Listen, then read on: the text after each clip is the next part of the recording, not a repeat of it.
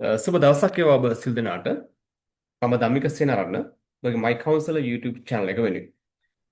විශේෂයෙන්ම දින 10කට පසුව තමයි මම ඔබට වීඩියෝ එකක් ඉදිරිපත් කරන්නේ. විශේෂයෙන්ම අපි කතා කරපු කාරණා කිහිපයක් තියෙනවා. විශේෂයෙන්ම ආයෝජක ප්‍රජාව වශයෙන්, ඒ වගේම ඉන්වෙස්ටර්ස්ලා වශයෙන්, ඒ වගේම තමයි ව්‍යාපාරිකයන් වශයෙන්, නැත්නම් රටේ පුරවැසියන් වශයෙන් මේ ලෝකයේ ඇතිවීම පවතින වාතාවරණය අපි කියමු ජියෝ පොලිටික්ස් නැත්නම් මේ යුද වාතාවරණයත් එක්ක සත්‍ය වශයෙන්ම අපේ ආර්ථිකයට මොකද්ද වෙන්නේ? ඒ වගේම ස්ටොක් මාකට් ෂෙයා මාකට් එකේ ඉන්න ඉන්වෙස්ටර්ස්ලාට මොන වගේ ඩිසිෂන්ස්ද ගන්න පුළුවන් කියන කාරණය සම්බන්ධයෙන් පොඩි විග්‍රහයක් කිරීමට මම අපේක්ෂා කරන ලබනවා. විශේෂයෙන්ම මේ ඉරාන ඊශ්‍රායල් මේ යුද්ධ ගැටුම සමග ඇති වුණු මේ સિદ્ધාන්තයත් එක්ක අපි දන්නවා රටවල් දෙක අතර පවතිනා වූ මේ දිරිවාදිකම සෑහෙන කාලයක් තිස්සේ පැවතු දෙයක්. නමුත් ඒක ගිනි ඇවිල්ලා ගියා. විශේෂයෙන්ම අපි දන්නවා ඊශ්‍රායලයටත් දැවැන්ත හානි සිදු වුණා. ඒ වගේ තමයි ඉරානයටත් දැවැන්ත හානි සිදු වෙලා තියෙනවා. මේ දෙපාර්ශ්වයම එකිනෙකා තම තමන්ගේ යුද උපක්‍රම සහ යුද ශක්තිය ප්‍රගා බැලීමක් කරන ලබනවා. මේ කාර්යයත් එක්ක බලද්දී අපි දන්නවා මෙහි නෙගටිව් ඉම්පැක්ට් එක නැත්තම් මෙහි බලපෑම කොහොමද වෙන්නේ සමස්ත ලෝක ආර්ථිකයට සහ දේශීය ආර්ථිකයට. මේ කාරණා ගැන අපි කතා කරමු. විශේෂයෙන් අපි කතා කළ යුතු කාරණා කිහිපයක් තියෙනවා. පළවෙනි එක තමයි අපි දන්නවා ලෝකයේ එනර්ජි නැත්තම් අපි ගත්තොත් එimhe ක්‍රූඩ් ඔයිල් නැත්තම් බොර තෙල් නැත්තම් තෙල් මිල සහ ගෑස් මිල සම්බන්ධයෙන් තීරණාත්මක අවස්ථාවක තමයි පවතින මේ අවස්ථාව විශේෂයෙන් අපි දන්නවා ගෑස් මිල සහ ඒ වගේම තමයි ක්‍රූඩ් ඔයිල් ප්‍රයිස් අතර තියෙන සම්බන්ධය දෙබලොත් එimhe ක්‍රූඩ් ඔයිල් ප්‍රයිස් වැඩිවීම ගෑස් මිල වැඩිවීමටත් හේතු සාධක වෙනවා.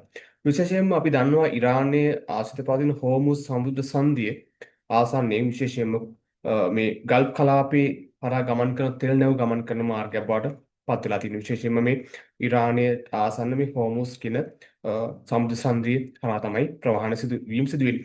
මේ යුද ගැටුමත් එක්ක විශේෂයෙන්ම අපි දැක්වූ දෙයක් තමයි ලෝකේ ක්‍රූඩ් ඔයිල් ප්‍රයිස් වල 10%කට වඩා වැඩි ප්‍රමාණයක මිල ඉහළ යාමක් අපිට දක්න ලැබුණා ක්ෂණික මිල වැඩිවීමක්. එතකොට අපි බැලුවොත් එimhe 10%ක මිල වැඩිවීමක් කියන අපි ලංකාවට අපි කියමු ක්‍රූඩ් ඔයිල් අපි ගෙනන්න වාර්ෂිකව ඩොලර් බිලියන 5ක් වැය කරනවා නම් අමතරව ඩොලර් මිලියන 500ක් වගේ ප්‍රමාණයක් අමතරව අපිට ෆුවල් කොස්ට් එක නැත්නම් අපිට පිරිවැයක් අමතරව අපේ ෆුවල් ඉම්පෝර්ට් කොස්ට් එකට ඇඩ් වෙනවා. මේ කාරණා දිහා බලද්දී අපිට ඇත්තටම නෙගටිව් ඉම්පැක්ට් එකක් ලංකාවේ ආර්ථික පැත්තෙන් බැලුවොත් මේ ගැටුම තවදුරටත් දුරදිග ගියොත්. ඒ වගේම තමයි අපි දන්නවා මේ කලාපේ හරහා ගමන් කරන නැව් තියෙනවා නම් විශේෂයෙන්ම මේ නැව් ගමන් කිරීමේ මේ තියෙන අවදානම මත පදනම්ව අධි ඉන්ෂුරන්ස් නැත්නම් ඉන්ෂුරන්ස් සම්බන්ධ රික්සයන් නිසා ඉන්ෂුරන්ස් ප්‍රීමියම් එක වැඩි නිසා මේ ප්‍රවාහන වියදම් වැඩි වීමට මේක බලපෑමක් කරන නිසා භාණ්ඩාසාර මිල වැඩි වීමටත් මේ ප්‍රවාහන වියදම් වැඩි වීම ප්‍රබල සාධකයක් වඩපත් වෙන්න පුළුවන්. විශේෂයෙන්ම මේ කාරණා එක්කම තමයි අපි දන්නවා ලෝකයේ මේ බලතොරණය දිහා ගත්තොත් එහෙම නැගිටින සහ බටහිර ගත්තොත් විශේෂයෙන් අපි දන්නවා රුසියාව සහ යුක්‍රේන අතර පවතින ගැටුම සම්බන්ධයෙන් යම්සි එකඟතාව එළඹීමට නියමිත බව ආරංචි වෙනවා සහකච්ඡා සඳහා. ඉතින් සහ පාකිස්තාන ගැටුමත් තිබුණ මේ ගැටුමත් වඩා දුරදිග නොගොස් ඒක සාමකාමී මට්ටමට නැත්නම් සීස්ෆයර් මට්ටමට සීස්ෆයර් එකට එළඹෙන්න මේ දෙපාර්ශ්වයට හැකියාව ලැබුණා. නමුත් අපි බලමු මේ ඉරාන සහ ඊශ්‍රායල් මේ ගැටුම කවදා වෙනකම් මේක දුරදිග යයිද කියන කාරණේ. විශේෂයෙන්ම මේ කාරණාත් එක්ක තමයි බලන්නේ අපි ලෝකයේ වෙළඳපොළවල දිහා බලද්දී කොටස් වෙළඳපොළවල දිහා බැලුවොත් එහෙම පසුගිය දවස් කිහිපයේදී බිඳ වැටීමක් දක්න ලැබුණා. මේ සැලකුතු මට්ටමක ලොකු ඩ්‍රොප් එකක් නෙවෙයි. අපි කතා කරමු මේ සම්බන්ධයෙන් ගෝලීය වෙළඳපොළ කොහොමද මේ මට්ටමට ලං වුණේ කියන කාරණය සහ අපේ වෙළඳපොළ සම්බන්ධව අපි විග්‍රහයකට දෙන්න පුළුවන්.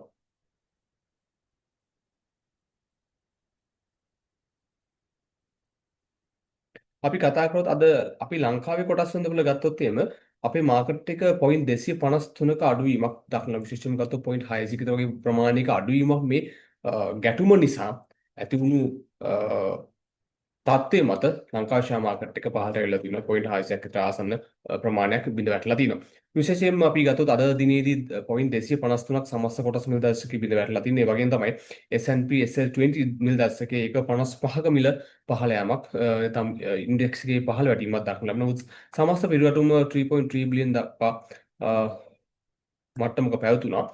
බට් ඕවරෝල් ගත්තොත් එimhe සමස්ත වෙළඳපොළ දිහා බැලුවොත් එimhe ගොඩක් සමාගම් වල මිල පහළ යාමක් දක්න ලැබුණා. විශේෂයෙන් අපි දන්න කාරණයක් තමයි පසුගිය කාල සීමාවදී ඉතා අඩු මට්ටමේ තිබුණු සමාගම් මිල යම් සැලකුතු මට්ටමක වර්ධනය සමහර සමාගම් 100% ඒ වගේ මට්ටම වැඩි වුණා. ඉතින් ගොඩක් ඉන්වෙස්ටර්ස්ලාට මේ තාමත් ප්‍රොෆිට් බුක් කර ගැනීමේ හැකියාව පවතින නිසා අවදානමක් කියන කාරණේ තමන්ගේ මනසට ආවට පස්සේ පළමුවෙන් කරන දේ තමයි ඉන්වෙස්ටර් තමන්ගේ ප්‍රොෆිට් එක බුක් කර ගැනීම. මම හිතනවා මේ කාරණාත් එක්ක තමයි වෙළඳපොළ මිල ක්‍රමානුකූලව සමාගම් වල පහළ වෙන්න හේතු වුණේ.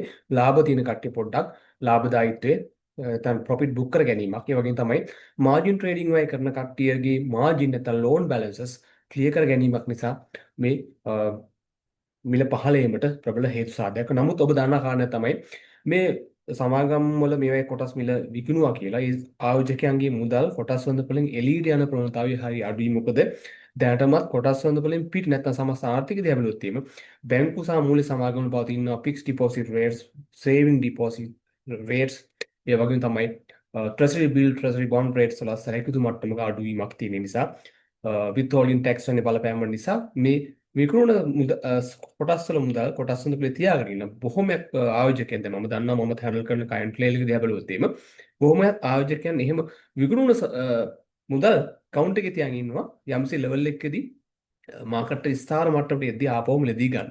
ඒ නිසා කොටස් වල සම්බන්ධයෙන් මේ කඩාවැටීමක් తాවකාලික තිබ්බත් මේ தත්ත්වය සමනය වුණු ගාම කොටස් වල මිල ශනිකව නැත්තම් ඉතා කෙටි කාලෙකින් ඉහළ යෑමේ ට්‍රෙන්ඩ් එකක් උනත් අපිට බලාපොරොත්තු වෙන්න පුළුවන්. මොකද විශේෂයෙන්ම සමස්ත ආර්ථිකයේ අනෙක් සාධක දිහා බලද්දී අඩු පොළි අනුපාතික පරිසරයක් තියෙන නිසා එළියේ තියෙන ඔපචුනිටිස් අඩුයි. ඒ නිසා ස්ටොක් මාකට් එකේ පවතින ඔපචුනිටි නැත්නම් මේ අඩුවට කොටස් මිලදී ගන්න තියෙන ඔපචුනිටිස් හොයන තත්ත්වයක් තමයි අද ආයෝජකයා තුළ දක්න ලැබෙන්නේ.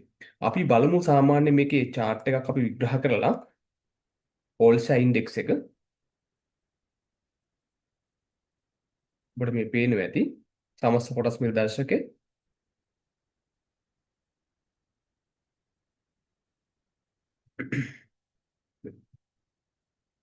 අද දිනේදී ක්ලෝස් එක තිබ්බේ 16821 16818 මේ ක්ලෝසින් එක තියෙන්නේ. එතකොට ඔබ දකින්නවා මෑත කාලේ පීක් ලෙවල් එකක් තිබ්බා සමස්ත කොටස් මිල දර්ශකයේ 10711 වගේ. අපි බලමු මේ ට්‍රෙන්ඩ් එක තත්ත්වයක් එක්ක අපි RSI එක ඇඩ්ජස්ට් කරමු RSI එක කොහොමද තියෙන්නේ කියලා බලමු. සමස්ත කොටස් වල පිළි සාපේක්ෂ ශක්්‍යතා අදාසිත RSI අගේ දැන් තියෙන්නේ ඇත්තටම කිව්වොත් එම 47 වගේ මට්ටමකට අඩු වෙලා තියෙන්නේ. කෙටි කාලයක් තුලදී තමයි මේ අපි දකින්නේ දවස් 1 2 3 4 5 දවස් 5ක් වැනි කාලයක් තුල RSI අගය 85 ඉඳලා 47 දක්වා පහත වැටලා තියෙනවා. ඉතින් අපි සාමාන්‍ය බලාපොරොත්තු නැත්නම් මෙන්න මේ පීක් ලෙවල් එකේදී RSI යගේ 85 වගේ මට්ටමක තිබ්බි අපිට හිතනවා ටෙක්නිකලි මාකට් එක එක්ස්පෙන්සිව් මට්ටමක තියෙන කියන කාරණේ තමයි අපිට අවබෝධ වුණා. නමුත් අපි තාම බලන් හිටියා මේ පොඩි හිස්ටරි එකේ RSI එක 97 වගේ මට්ටමකටත් ගිහින් තිබ්බ නිසා. නමුත් මේ සිදුවීමත් එක්ක මේ ඉරාන ඊශ්‍රායල් ගැටුමත් එක්ක තමයි මේ කොටස් හොඳ තුන පහළට එන්න පටන් ගත්තේ. ඉතින් RSI එක දැන් ඔන්න 47 මට්ටමට ඇවිල්ලා තිනවා. ඒක සාපේක්ෂව එක්ස්පෙන්සිව් ගතිය අඩු වෙලා තියෙනවා. බෙයාරිස් මාකට් එක ඇවිල්ලා තියෙන්නේ. ඕනම අවස්ථාවක මාකට් එක මෙතන අප් ට්‍රෙන්ඩ් එකක් බලාපොරොත්තු වෙන්න පුළුවන්. මොකද RSI 47 කියන්නේ ටිකක් ඇත්තටම ඩිස්කවුන්ට් ලෙවල් එකට ඇවිල්ලා තියෙනවා. මොකද RSI 85 තිබ්බ එක තමයි 47ට ඇවිල්ලා තියෙන්නේ. ඒ පැත්තෙන් බලලා තියෙන නිසා හැම ඉන්වෙස්ටර් කෙනෙක්ම මාකට් එක රිකවර් ස්ටේජ් එක දිහා බලන් ඉන්නවා. ඒ ලෙවල් එකේදී ෂෙයාර්ස් බයි කරන්න. ඉතින් මේ තත්ත්වය උඩ ශ්‍රේණිකව මේ තත්ත්වය සාමාන්‍ය වුණු ගාම කොටස් හොඳ පිළි දැඩි නැත්නම් වැඩි වීමක් බලාපොරොත්තු වෙන්න අපිට පුළුවන්. අපි බලමු ඊට අමතරව සාමාන්‍යයෙන් ඊළඟ සපෝට් ලෙවල් එකක් අපිට කොහෙන්ද ගන්න පුළුවන් කියන කාරණේත් අපිට කතා කරන්න පුළුවන්.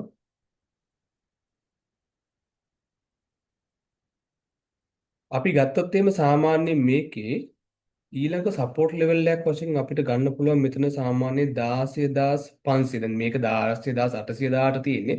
ඊළඟ සපෝට් ලෙවල් එක 16506 වගේ ලෙවල් එකට මේක ඊළඟ ඩ්‍රොප් එක આવොත් එතන සපෝට් කරන ස්ට්‍රොං සපෝට් ලෙවල් එකක් අපිට බාර ගන්න. මොකද අවස්ථා දෙකකදී අවස්ථා තුනකදී මේ සපෝට් ලෙවල් එක අපිට ක්‍රියේට් කරලා තියෙන හිස්ටරි එකේදී 16500 ලෙවල් එක මම හිතනවා ඊට පස්සේ එනවා නම් එන්නේ ලෙවල් එක 16187 වගේ මේ මට්ටමක් එන්නේ නැති වෙයි බොහොම වෙලාවට මේ අතර 16000 දැන් මේ අද දිනේ ඉන්ඩෙක්ස් එක 10800 ගණන් තියෙන ඊට පස්සේ ඊළඟ සපෝට් ලෙවල් එක 10506 වගේ මේ වගේ ලෙවල් එකේදී සපෝට් එකක් ගනි මොකද අවස්ථා තුනකදී මේ ලෙවල් එක සපෝට් ලෙවල් එකක් වශයෙන් තමයි ඉතිහාසයේ අපිට මාකට් එකේ දක්න ලැබුණේ.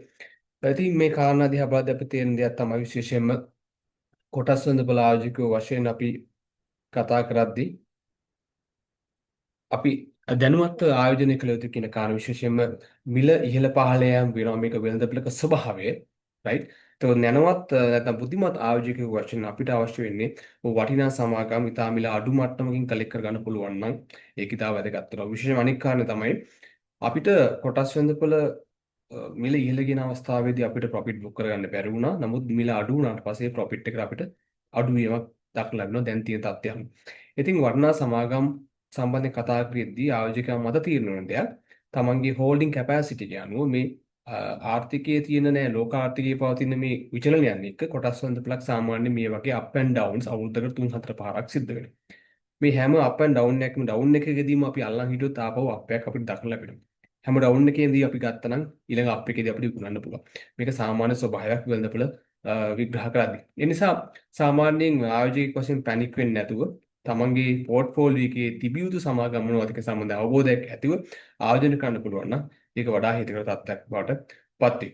විශේෂයෙන්ම මම හිතනවා ලෝන් ලාස්ටිං වෝ එකක් බවට මේක පත් වෙන්නේ නැති වෙයි. විශේෂයෙන්ම දෙපාර්ශ්වයටම හානිදායක තත්ත්වයක් ලෝක ආර්ථිකයට බලපාන විශේෂයෙන්ම තෙල් මිල සහ ගෑස් මිල සම්බන්ධයෙන් කතා කරත් ඒ නිසා මේ තත්ත්වයේ ඉක්මනින් සාමාන්‍ය වෙකල විශ්වාසයක් තියෙන නිසා මම හිතන්නේ මේ තවදුරටත් කොටස් හොඳට පහළ වෙනවා කියන්නේ ඉතින් සතු මුදල් පවතිනවා නම් වටිනා සමාගම් ඉතා අඩුවට ගන්න මේක හොඳ අවස්ථාවක් බවට පත් වේ කියන විශ්වාසය තමයි මට තියෙන්නේ.